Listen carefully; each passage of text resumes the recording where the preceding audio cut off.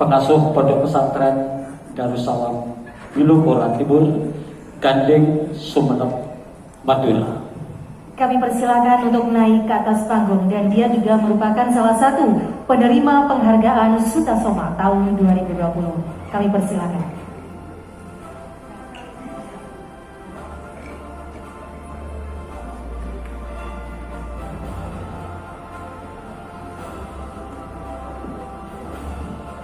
Assalamualaikum warahmatullahi wabarakatuh. Ini kebetulan biasanya pidato Maulid Nabi. Tahun lalu Maulid Nabi, kemarin Maulid Nabi, sekarang alhamdulillah anugerah Sutasoma. Tadi juga disebut pondok pesantren ya. Baik, sebelumnya yang saya hormati Kepala Balai Bahasa Jawa Timur, para Dewan Juri Anugerah Sutasoma semuanya tanpa terkecuali.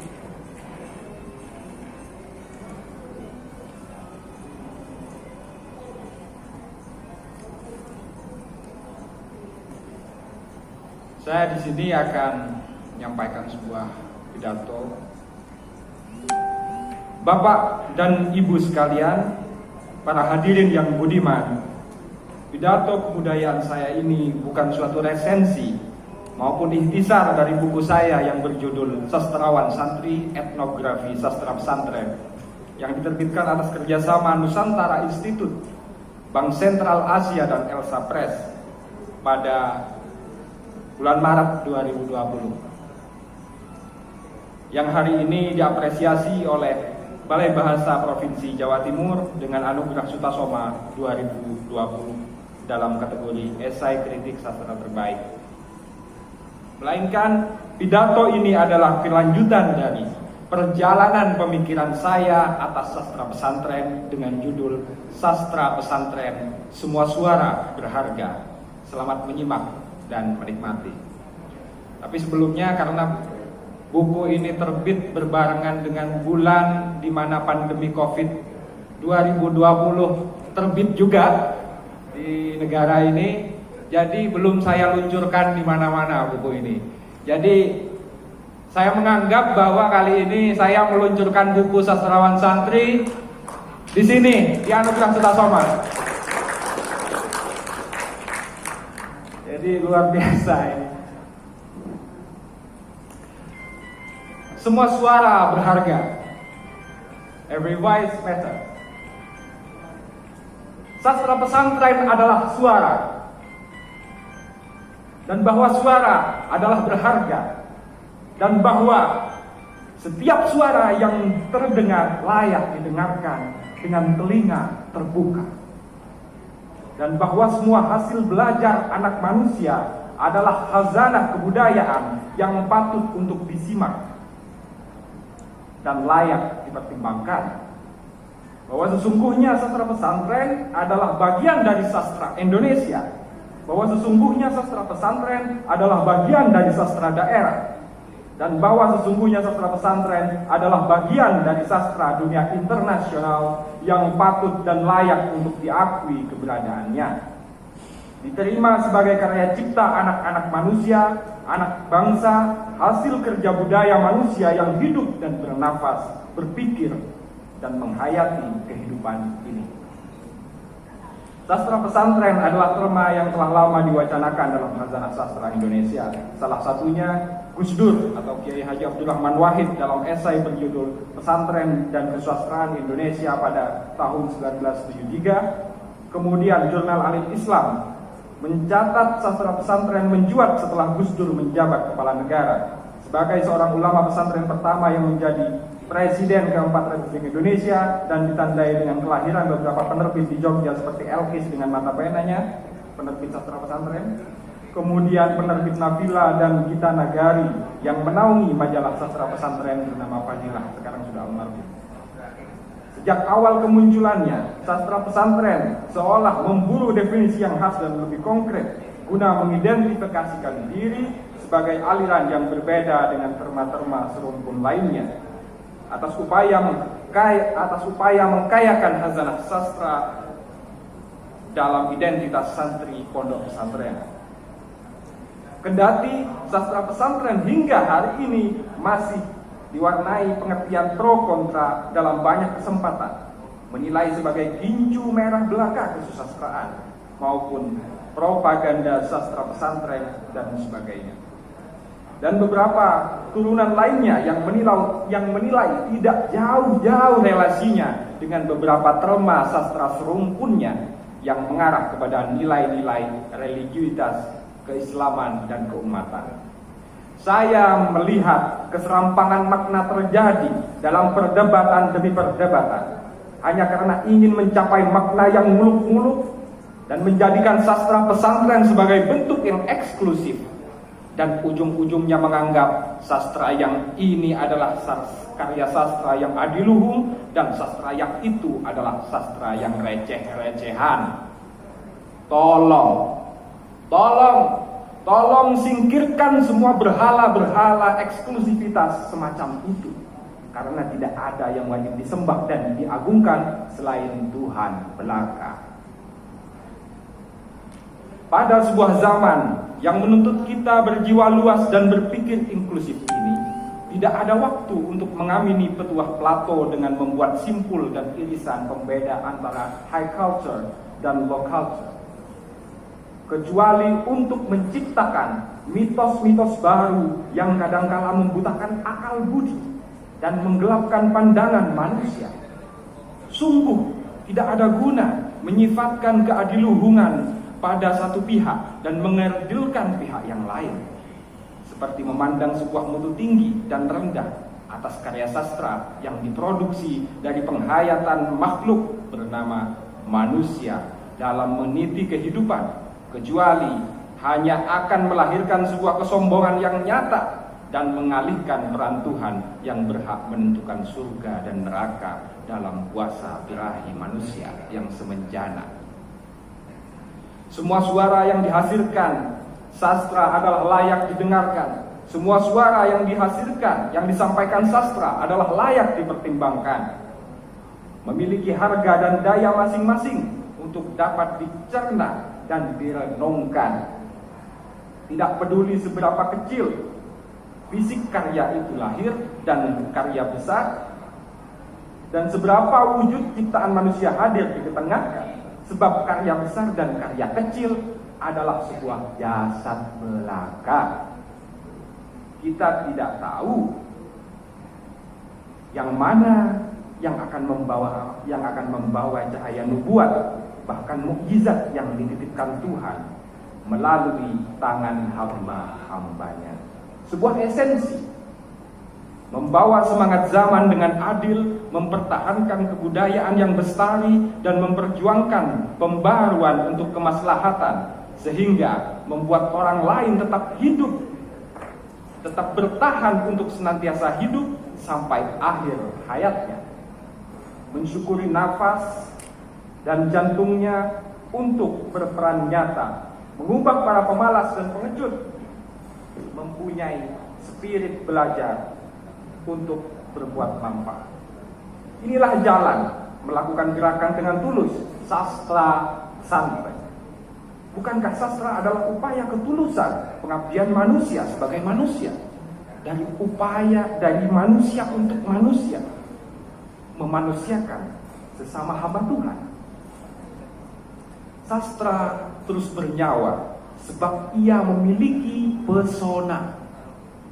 Gell, antropolog agama dan seni dalam The Anthropology of Art, menyebut sebuah teknologi pesona atau teknologi of enchantment, sebab sastra memiliki kekuatan art.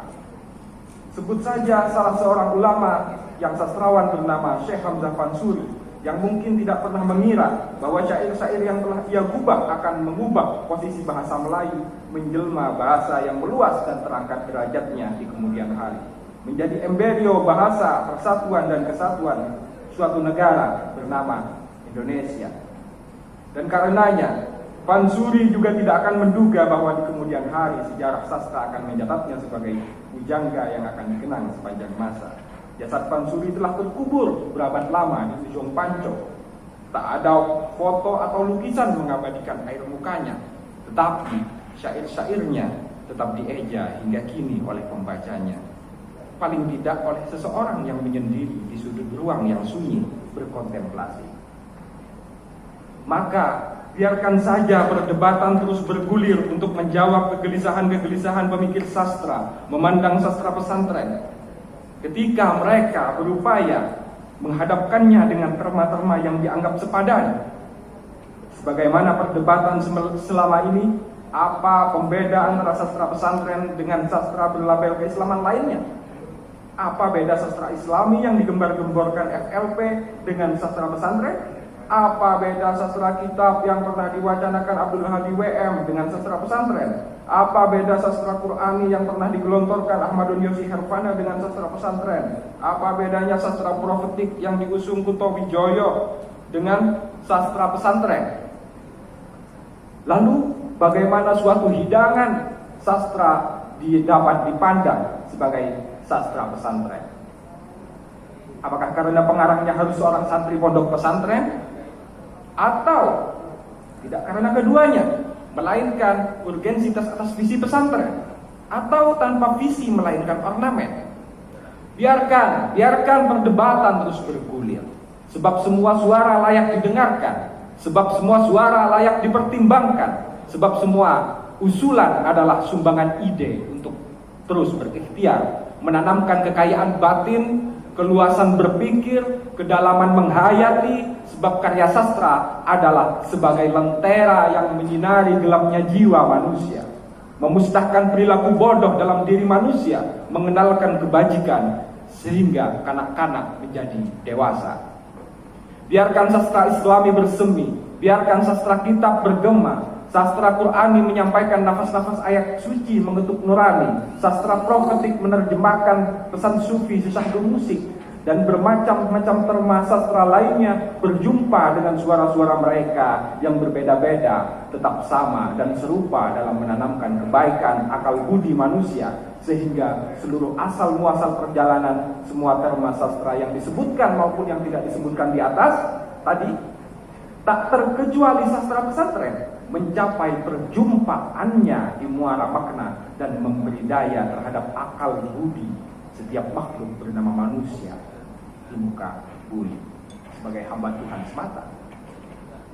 Saya mengamati perdebatan yang berkepanjangan cukup riuh, kendati tidak sebrutal perdebatan firqah-firqah, kelompok-kelompok antar mazhab di tubuh umat Islam yang kemudian melahirkan pertumpahan darah, perselisihan, perang berkepanjangan, sebagaimana drama kenyataan Sunni, Syiah, Mu'tazilah, dan Khawarij dalam sejarah kebudayaan Islam yang pada masing-masing alirannya kemudian terpecah-pecah hingga menjadi ratusan aliran Islam.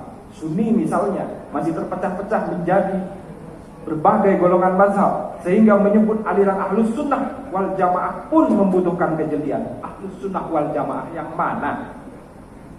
Yang kanan apa yang kiri? Apa Wahabi, apa NU, apa FPI, apa Muhammadiyah, apa Ahmadiyah, apa Al-Irsyad, apa Nahdlatul Wathon? Saya memandang bahwa sastra pesantren adalah suara manusia dari sebuah sudut dunia yang kecil untuk dunia yang luas, dari sudut mikrokosmos ke belantara makrokosmos. Sastra pesantren tidak berdiri sebagai berhala dan kekangan eksklusivitas. Semua suara adalah berharga. Suara-suara itu untuk keadilan, suara-suara itu adalah suara untuk kemanusiaan, suara-suara itu adalah suara untuk menanamkan religiusitas, keimanan, membangkitkan rasa, sikap, akal budi manusia untuk berlaku adil dan bijaksana dalam memaknai hidup dan kehidupan yang diamanatkan Tuhan. Selama budaya pesantren masih ada di tengah-tengah kehidupan, maka selama itu pula sastra pesantren itu ada dan sebenarnya. Sebagai catatan, kehadiran budaya pesantren tidak dapat dilepaskan dari perangkat-perangkatnya yang bernama tradisi, termasuk kebahasaan dan susastra. Dari sisi kebahasaan, pondok pesantren tetap merawat dan melestarikan bahasa daerah setempat, bahkan untuk bahasa daerah yang Dalam tradisi oral keseharian sudah punah, misalnya kata tining dalam bahasa Madura maupun kata mengkono-mengkono dalam bahasa Jawa, mampu dilestarikan oleh tradisi kebahasaan pesantren. Selain bahasa daerah, tradisi kebahasaan di pesantren adalah menjadikan bahasa Indonesia sebagai bahasa baku dalam berbagai kesempatan seperti halaqah, musyawarah, sorogan, di mana bahasa Indonesia sudah menjadi penerjemah makna miring gandulan. Misalnya tining jadi adapun, ada, nah iku jadi itu, utawi jadi adapun. Di mana bahasa Indonesia sudah menjadi penerjemah gandulan dan lain sebagainya. Dan tentu saja tradisi kebahasaan di pesantren mewajibkan masyarakatnya menguasai bahasa asing, minimalnya adalah bahasa Arab. Sekarang sudah di pesantren sudah ada bahasa Inggris, bahasa Mandarin dan sebagainya. Kemudian dari sisi tradisi susastra, setiap saat santri pondok pesantren maupun masyarakat yang hidup dalam kultur santri mengemban sebuah ajaran, memaknai setiap kitab-kitab berupa karya sastra dan berupa kitab yang dianggap bernilai sastrawi sebagai pedoman dalam praktek keagamaan mereka. Dalam ritual masyarakat santri, perayaan Maulid Nabi adalah pembacaan syair dan prosa, gibah dan berzanji. Dalam perayaan Isra Mi'raj adalah prosa Qissatul Mi'raj dan Khosaisun Nabawi. Dan dalam berbagai kesempatan terdapat ciri khas dunia santri yang tidak dimiliki umat muslim dalam aliran yang lain. Bahkan dalam mengobati anak nakal ada rokat, akikoh, ritual penarik rezeki dan sebagainya. Terdapat sebuah prosa dan puisi berkonsep manakib. Dalam hal ini yang cukup populer adalah pembacaan manakib Syekh Abdul Qadir Al-Jailani. Jadi orang kalau pengen kaya bacanya biografi Abdul Qadir Al-Jailani, itu salah satunya. Setiap malam pun biasanya setelah sholat isya santri menderas qasidah Al-Burdah, ya Rabbi bil Mustafa ila akhirih, antologi puisi karya Imam Al-Busiri. Ba'da adzan mereka membaca Iktiraf karya Abu Nuwas. Ilahi lastulil fikzam.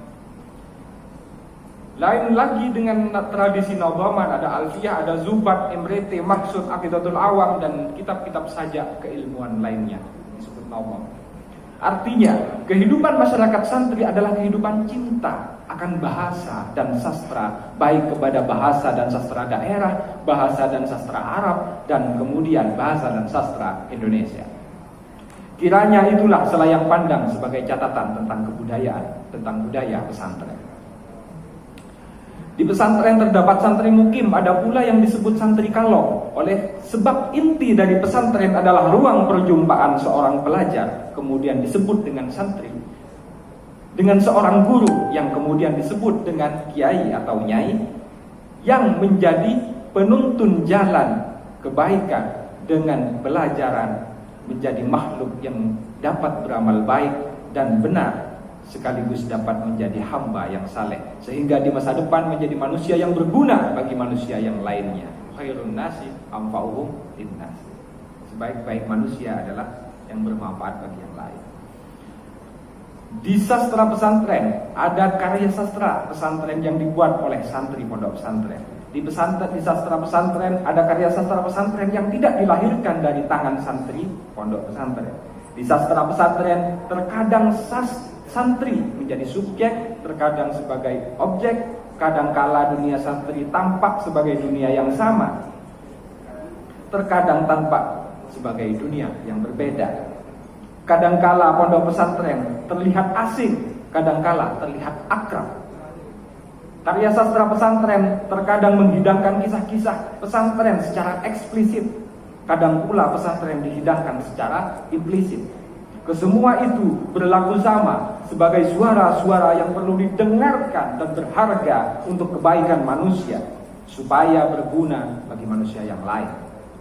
Dalam sebuah kesempatan kita mungkin berjumpa kiai berjubah, kiai bersorban, kadang juga ada kiai berbaju hem dan celana jin, ada kiai berkaus oblong, ada kiai berjas dan berdasi dan bersepatu, ada kiai bersarung dan bersandal, sandalan jepit dan lain sebagainya.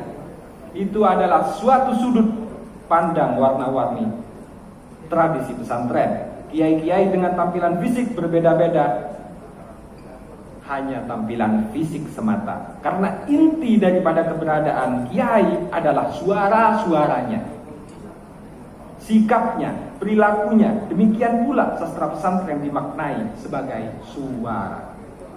Esensi, ESENSI. Para kiai dan para nyai menjadi penerang jalan bagi santri-santrinya selama suara-suara yang disampaikan oleh kiai dan nyai itu adalah pesan ilmu yang adil, pesan ilmu yang sahih, pesan ilmu yang bermuasal dari kejujuran sabda dan firman. Selama itu pula suaranya layak dijadikan pedoman. Sekali lagi, sastra pesantren adalah suara, dan bahwa suara adalah berharga, bahwa setiap suara yang terdengar layak didengarkan dengan telinga terbuka, bahwa semua hasil belajar anak manusia adalah khazanah kebudayaan yang patut untuk disimak dan layak dipertimbangkan. Semua suara berharga. Bapak Ibu sekalian, para hadirin yang budiman, baik yang di sini atau di dunia maya, akhirnya tidak ada kesimpulan yang ingin saya sampaikan dalam kesempatan kali ini, karena untuk apa menyimpulkan materi yang sudah simpul ini. Namun sebagai penutup, saya ingin berpesan bahwa sastra pesantren adalah bagian dari kebudayaan dan martabat manusia yang seyogyanya dapat mencapaikan makna yang dimilikinya kepada universalitas.